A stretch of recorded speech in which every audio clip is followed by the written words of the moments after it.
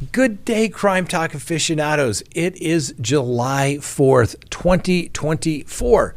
This is my favorite holiday of the year. That's right, Independence Day, celebrated on July 4th. Now, the Declaration of Independence has no binding legal authority because we have a constitution that provides the rules of the game that the government has to play by.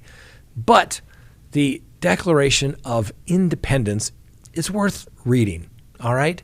This is the ultimate we're breaking up letter from the colonies to the king saying, no, it's not us, it's you, and we're going our separate ways. And what is amazing about this is these people were pretty radical, and you'll hear what they're upset about, and that they risked their life and their treasure, their wealth for freedom, which people have desired throughout the world. This document gives hope to people throughout the world, and it is an amazing document, and I think it is worth reading every year at this time, just so people remember what we went through to become a country. And yes, we have made mistakes, but it is still the best country in the world where anybody can come here, play by the rules, get ahead, and have a great life for them and their children. It is called the American Dream. It still happens, ladies and gentlemen, and it's because of this one particular document as well. So let's get to it. All right, lawyer.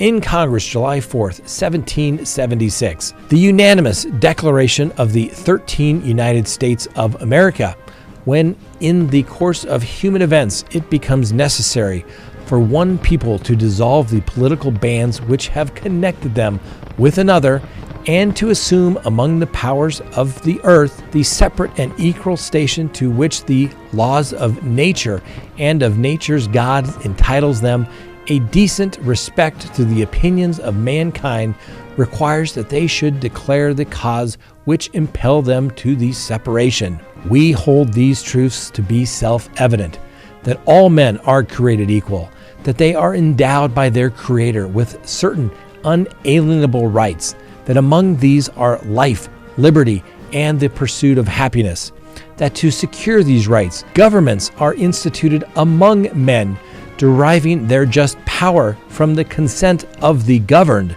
that whenever any form of government becomes destructive of these ends, it is the right of the people to alter or to abolish it, and to institute new government, laying its foundation on such principles and organizing its powers in such form as to them shall seem most likely to affect their safety and happiness. Prudence indeed will dictate that government long established should not be changed for light and transient causes, and accordingly all experience hath shown that mankind are more disposed to suffer, while evils are sufferable, than to right themselves by abolishing the forms to which they are accustomed.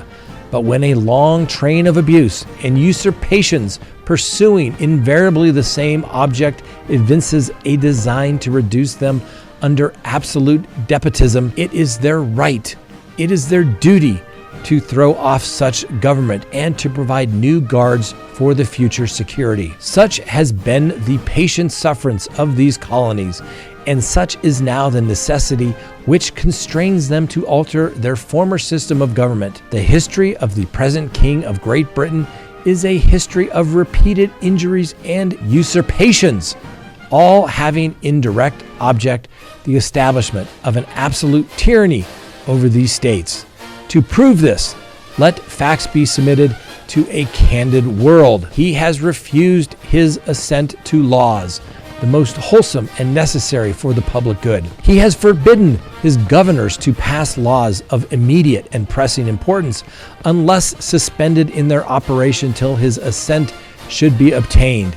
And when so suspended, he has utterly neglected to attend to them. He has refused to pass other laws for the accommodations of large districts of people, unless those people would relinquish the right of representation in the legislature, a right inestimable to them and formable to tyrants only. He has called together legislative bodies at places unusual, uncomfortable, and distant from the depository of the public records for the sole purpose of fatiguing them into compliance with his measures. He has dissolved representative houses repeatedly for opposing with manly firmness his invasions of the right of the people. He has refused for a long time after such dissolution to cause others to be elected, whereby the legislative powers, incapable of annihilation, have returned to the people at large for their exercise, the state remaining in the meantime exposed to all the dangers of the invasions from without and convulsions within.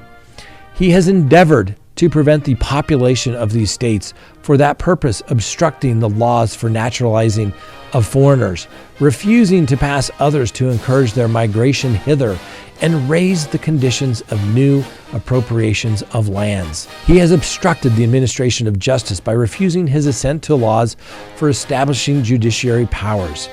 He has made judges dependent on his will alone for the tenure of their office and the amount of payment for their salaries. He has erected a multitude of new offices and sent hither swarms of officers to harass our people and to eat out of their substance. He has kept among us, in times of peace, standing armies without the consent of our legislatures. He has affected to render the military independent of and superior to the civil power. He has combined with others to subject us to a jurisdiction foreign to our Constitution and unacknowledged by our laws, giving his assent to their acts of pretended legislation, for quartering large bodies of armed troops among us, for protecting them by a mock trial from punishment from any murders for which they should commit on the inhabitants of these states, for cutting off trade with all parts of the world, for imposing taxes on us without our consent, for depriving us in many cases of the benefit of a trial by jury, for transporting us beyond seas to be tried for pretend offenses, for abolishing the free system of English laws in a neighboring province, establishing therein an arbitrary government, and enlarging its boundaries so as to render it at once an example and fit instrument for introduction the same absolute rule in these colonies, for taking away our charters, abolishing our most valuable laws, and altering fundamentally the forms of our governments, for suspending our own legislatures and declaring themselves invested with powers to legislate for us in all cases whatsoever. He has abdicated government here by declaring us out of his protection and waging war against us. He has plundered our seas, ravaged our coasts, burnt our towns, and destroyed the lives of our people. He is at this time transporting large armies of foreign mercenaries to complete the works of death, desolation, and tyranny already begun with circumstances of cruelty and perfect, scarcely paralleled in the most barbarous ways and totally unworthy of the head of a civilized nation. He has constrained our fellow citizens, taking captive on the high seas, to bear arms against their country, to become the executioner of their friends and brethren, or to fall themselves by their hands. He has excited domestic insurrection among us and has endeavored to bring on the inhabitants of our frontiers the merciless Indian savages, whose known rule of warfare is undistinguishable destruction of all ages, sexes, and conditions. In every stage of these oppressions, we have petitioned for redress in the most humble terms. Our repeated petitions have been answered only by repeated injury. A prince whose character is thus marked by every act which may define a tyrant is unfit to be the ruler of the free people. Nor have we been wanting in attention to our British brethren. We have warned them from time to time of attempts by their legislature to extend an unwarrantable jurisdiction over us. We have reminded them of the circumstances of our emigration and settlement here.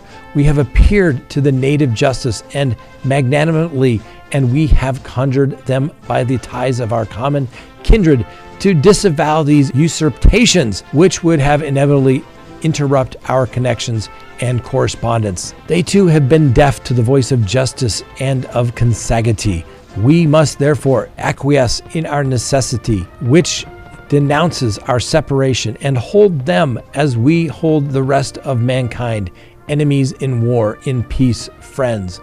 We therefore, the representatives of the United States of America in General Congress, assembled, appealing to the Supreme Judge of the world for the rectitude of our intentions, do in the name and by the authority of good people of these colonies, solemnly publish and declare that these united colonies and of right ought to be free and independent states, that they are absolved from all allegiances to the British Crown, and that all political connections between them and the state of Great Britain is and ought to be totally dissolved, and that as free and independent states they have the full power to levy war, conclude peace, contract alliances, establish commerce, and to do all other acts and things which independent states may of right do, and for the support of this declaration, with a firm reliance on the protection of divine providence, we mutually pledge to each other our lives, our fortunes, and our sacred honor. There you go, ladies and gentlemen. Obviously, when you hear the Declaration of Independence, they want freedom, they want accountability, they want rules, and a lot of them you will find ultimately in the Constitution and the Bill of Rights. All right, ladies and gentlemen, the Constitution matters, the Declaration of Independence matters, Independence Day matters. Have a wonderful day.